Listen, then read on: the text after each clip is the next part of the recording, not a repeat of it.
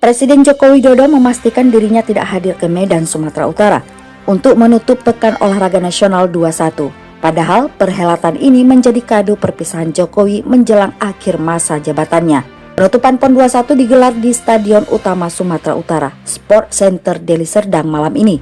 Jokowi lebih memilih untuk menghadiri pernikahan Yusuf Mandagali, putra ketiga bakal calon gubernur Jawa Timur, Khofifah Indar Parawansa. Perhelatan PON di dua provinsi di ujung Sumatera ini memang berantakan. Banyak peristiwa memalukan terkait banyak hal dalam penyelenggaraan pesta olahraga senilai hampir 4 triliun rupiah itu.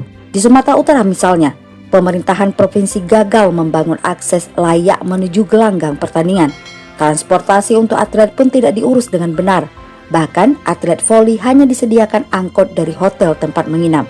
Lalu mereka harus berjalan 300 meter melintasi jalan berlumpur menuju lokasi pertandingan. Di Aceh, gelanggang cabang olahraga menembak ambruk. Hal ini disebabkan bangunan itu belum 100% rampung. Ada juga persoalan harga konsumsi yang digelembungkan yang dikeluhkan atlet dan ofisial PON dari berbagai daerah. PB PON Aceh juga diduga merekayasa pertandingan.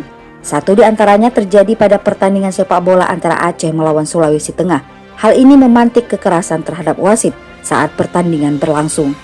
Anggaran PON ini dikelola oleh dua pemerintah provinsi. Pemerintah Aceh mengelola sekitar 1,8 triliun rupiah, sedangkan pemerintah provinsi Sumatera Utara mengelola 2,9 triliun rupiah.